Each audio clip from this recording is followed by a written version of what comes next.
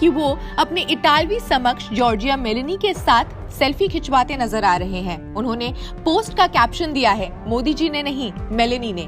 COP28 में अच्छे दोस्त, गुड फ्रेंड्स, #मेलोनी। हमारे वजीर आजम ने जितने भी इंटरव्यू दिए वो यही कहे कि लॉस एंड डैमेज फंड के वाले से हमें पैसे दे दें, पैसे दे दें। एक तो बहुत ज्यादा उनको ये क्रिटिसाइज किया गया है। दूसरा, ताड़ साहब, हमें ये भी क्रिटिसाइज किया गया है कि हमारे प्राइम मिनिस्टर को उन्होंने पूरी पिक्चर के एक साइड कोने में खड़ा कर दिया। और कई लोग कह रहे हैं कि नरेंद्र मोदी इस वक्त ग्लोबल लीडर के तौर पे सामने आए हैं और वो फ्रंट लाइन पे खड़े हुए थे होस्ट के साथ, और हमारा प्राइम मिनिस्टर बिल्कुल ये जिसे कहते हैं ना, कोई पॉइंट तो नहीं बनता, लेकिन पाकिस्तान के सोशल मीडिया पे बड़ा ट्रोल किया गया है वजीर आजम पाकिस्तान को। पाकिस्तान के कार्यवाहक प्रधानमंत्री अनवारुल हक काकर को एक मुस्लिम देश में हो रही वर्ल्ड लेवल की कॉन्फ्रेंस में किनारे लगा दिया गया। जॉर्जिया मेलोनी ने पीएम मोदी के साथ एक सेल्फी भी ले ली, जिसे उन्होंने सोशल मीडिया पर शेयर भी किया। इस सेल्फी को शेयर करते हुए इटली की नेता ने जो हैशटैग और कैप्शन लिखा, उसकी खूब चर्चा हो रही है। क्लाइमेट डिप्लोमेसी में हमारे वजीर आजम थोड़े बुझे बुझे नजर आए, जबकि नरेंद्र मोदी तो फ्रंट पे छक्के खेल रहे थे, बल्कि इटालियन प्राइम मिनिस्टर तो सेल्फियां ले रही थी, तो वो बड़ा इस वक्त इंटरनेट पे सेंसेशन बनी है। How do you see this particularly हमारे वजीर आजम का सिर्फ फंड की बात करना, पैसों की बात करना और कोई इनिशिएटिव ना देना? ये मोदी शुदी जो प्लान कर रहा है ना, ये आपको पता हमेशा वो अपने मुफाद के लिए करता है। कभी भी दूसरे मुल्कों के या मुस्लिम ममालिक के लिए, इवन के पाकिस्तान के लिए तो वो बिल्कुल नहीं बोलता, और ना कोई ऐसा काम वो कर सकता है जो पाकिस्तान के हक में हो। सर वो क्यों करेगा? वो तो हमने खुद करना ना अपने हक के लिए। भारत के प्राइम मिनिस्टर मिले, मतलब इटाली की प्राइम मिनिस्टर हों या कोई और दूसरे जितने लीडर थे, भारत के प्राइम मिनिस्टर श्री नरेंद्र मोदी जी से ऐसे मिले जैसे अपने किसी बिछड़े हुए भाई से या किसी गहरे दोस्त से मिलते हैं। चीमा साहब, मोदी साहब के साथ काकड़ साहब का कंपैरिजन बनते नहीं। वो दुनिया की 5th लार्जेस्ट इकॉनमी है, और काकड़ साहब मुझे इस तरह लग रहा है कि वहां जर्सियां स्वेटर लेने गए थे तो उन्हें पता चला कि यहाँ पे कॉन्फ्रेंस हो रही, तो उन्होंने कहा भाई तुसी भी मिल जाओ किसी मुझे हो सकता है ਤੁਹਾਨੂੰ ਵੇਖ के कोई पैसे दे दे शायद।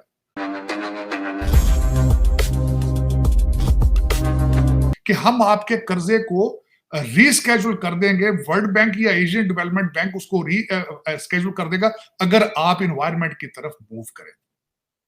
लेकिन किसी को हमें क्या है, असली तो मैंने तो बताया काकड़ साहब शॉपिंग के जर्सियां स्वेटर सुना सेल पर लगे हुए थे क्रिसमस की वजह से, तो उन्होंने कहा मैं तो वैसे ही आया हुआ था यहाँ पे, वो कुवैत से पैसे लेने थे, तो पता चला यहाँ पे COP28 है, चलो हो सकता है कोई फोटो आप हो जाए। लेकिन अफसोस के साथ वो आखिरी झंडे के साथ खड़े हुए थे, और झंडा ही, वो मुझे झंडा ही लग रहे थे। उनका चेहरा पहचानना पड़ता कि इधर कोई बंदा खड़ा है वहां पे कि नहीं खड़ा।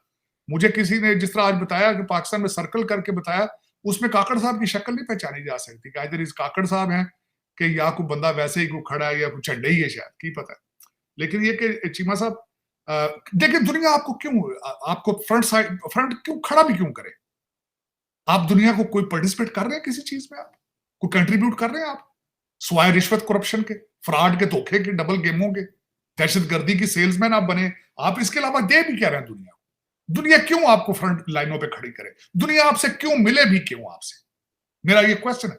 चाइनीज जिनके आपने सूबे बना दिए, बल्कि चीमा साहब जब आपने CPEC आप बेचा था पाकिस्तान, आपने ग्वादर बेचा था, आपके हर शहर के अंदर बैंक ऑफ चाइना की शाखें खुल रही थी, आपके हर शहर के अंदर चाइनीज जबान सिखाने की चीजें हो रही थी, बच्चियां जा रही थी, शादियां विक रही सन, कुड़ियां तुहाडियां को 3000 कुड़ी बेच रही थी चाइना। आज जो भी बंद है। दुबई में एक क्लाइमेट चेंज के हवाले से कॉन्फ्रेंस हुई जिसमें दुनिया भर के लोग आए, और हमने देखा कि पाकिस्तान ने उस वक्त, पाकिस्तान का ये जो केयरटेकर प्राइम मिनिस्टर, ये सिर्फ घूमता फिरता रहता है। हिस्ट्री में किसी ने इतने ट्रिप नहीं किए, फॉरेन ट्रिप, जितने इसने किए। इसने कोई मुल्क नहीं छोड़ा, अमेरिका से लेकर चाइना, ताजिकिस्तान, उज़्बेकिस्तान, इमारात तो ये तीसरी बार गया है, कुवैत, सऊदी अरब, मतलब घूम फिर रहा है बस। हालांकि इसका ये काम है ही नहीं। खैर, इसने पकड़ना शुरू किया, अपनी टीम को दौड़ाया कि यार भीख मांगने के लिए लोग पकड़ो। तो सबसे पहले इसको मिल गए डच डेलीगेशन, हॉलैंड का। उनको लेकर के जी हमारे मुल्क में पैसे लगाएं, हमें पैसों की सख्त ज़रूरत है ये वो। उन्होंने कहा भाई साहब, अब हमारा नया प्राइम मिनिस्टर आ रहा है, वो खाली एक ही इन्वेस्टमेंट करेगा आपके पाकिस्तान में, वो आपके पाकिस्तानी मुसलमान हैं ना जो वहाँ रहते हैं, वो उनको वापस भेज देगा। इस तरह जो मिल गया, उज़्बेकिस्तान के प्राइम मिनिस्टर से मिले, फ़ौरन मिल के शुरू हो गए कि यार हमारे तो हालात ये हैं, बताओ कहाँ से पैसे लाएं, चलो कुछ नहीं तो तुम हमें LNG दे दो, इस तरह लगे रहे। भारत के प्राइम मिनिस्टर मिले, मतलब इटाली की प्राइम मिनिस्टर हों या कोई और दूसरे जितने लीडर थे, भारत के प्राइम मिनिस्टर श्री नरेंद्र मोदी जी से ऐसे मिले जैसे अपने किसी बिछड़े हुए भाई से या किसी गहरे दोस्त से मिलते हैं। और जब फाइनल फोटोग्राफ आई ना, तो वो पाकिस्तानियों के लिए एक धचका था। उन्होंने सोचा मोदी जी होंगे कहीं कोने खचके में और हमारे कक्कड़ साहब तो इस्लाम की एटॉमिक पावर, इस्लाम का किला फ्रंट पे होंगे। तो वो कक्कड़ साहब पीछे की लाइन में भी सबसे कोने में अलग थलग रखा गया उनको, कि कोई इनके साथ खड़ा होने को तैयार नहीं था कि हमारे साथ खड़ा होगा तो भीख मांगना शुरू कर देगा। और मोदी जी फ्रंट लाइन में जॉर्डन के किंग और मैन लीडर्स के साथ खड़े थे। ये चीज़ें छोटी छोटी होती हैं, नोटिस करने वाली होती हैं। अजीज़ दोस्तों, इन खबरों के साथ ही एक और ख़बर आपके साथ शेयर कर दूं कि ये टेररिस्ट सिद्दीकी मारा गया, अननोन लोगों का कारनामा है, और ये रिक्रूटमेंट करता था और पैसे जमा करता था टेररिस्टों के लिए। ये एक धचका है, और उस पर किसी ने ये ज़बरदस्त एक पिक्चर लगाई है कि अजीत डोवल साहब अननोन लोगों के साथ, नामालूम अफराद के साथ डिस्कशन कर रहे हैं। तो नामालूम अफराद इस वक्त छाए हुए हैं और पाकिस्तानी इस पे बहुत खुश हैं कि कम से कम टेररिस्टों से जान छूट रही है। फजूल के जो हमने मेहमान बना के, दामाद बना के रखे हैं भारत के सारे टेररिस्ट, उनसे आस्ते आस्ते जान छूट रही है। अब लेट्स सी, कुछ बड़े टेररिस्ट के नाम आएंगे तो मज़ा आएगा। इंडिया जो है वो जो COP33 की बात कर रहा है, how do you see this? क्या कई लोग कह रहे हैं कि क्योंकि नरेंद्र मोदी अगर 2024 का इलेक्शन जीत जाते हैं तो 2033 में 29 में उस वक्त COP33 इंडिया में होगी, तो वो एज ए प्राइम मिनिस्टर उनको एडवांटेज देगी और फिर वो इलेक्शन लड़ने की अच्छी पोजीशन में आएंगे। Do you think he has played it very strategically कि एक तो 5-6 साल का मौका भी ले ले, और अगर बीजेपी जीत जाए और वो वजीर आजम बन जाए तो उनको 2029 में एक मौका मिल जाएगा कि फिर एक दफ़ा इंटरनेशनल कम्युनिटी को वो इंडिया में लेके आएंगे, और वो जो चाहते हैं कि उनका एक ग्लोबल स्टेचर बढ़े, he is playing it from that perspective. Do you agree कि ये is it strategic in terms of his politics and in terms of India's global reach? देखिए चीमा साहब, मेरी जो नजर में सबसे बड़ा इसका फायदा एक तो देखिए मोदी साहब को होगा, दूसरा फायदा भारत को होगा, तीसरा फायदा इकॉनमी को होगा। लोग वहां आएंगे, जो ट्रैवल होता है वहां होटल होंगे, एयरलाइनें आएंगी, चीजें आएंगी। जिस तरह फीफा कहीं होता है, जब वर्ल्ड कप कहीं होता है, तो वो पूरे कंट्री के लिए एक बूस्ट होती है, पूरी boost. You have to look the broader picture overall. तो उसमें इनका स्टैचर बड़ा होगा, इंडिया का स्टैचर बड़ा होगा, इनकी इकॉनमी पे असर होगा, नए प्रोजेक्ट आएंगे, लोग देखेंगे। पूरे जब आपने देखा होगा, जब दूसरी मुमालिक से लोग आते हैं तो शो केस होता है पूरा, आपका कैपिटल सिटी या जिस सिटी में होता है उसको शो केस करते हैं, लोग आके वहां देखें, खूबसूरत हो हर चीज। तो उसमें वो सारे फायदे उसकी बात की जा रही है, क्योंकि और आज उनकी मैंने स्पीच सुनी है, उन्होंने कहा हमारी पॉपुलेशन 17% है, लेकिन कार्बन उसमें पोल्यूशन में हमारा सिर्फ 4% हिस्सा है।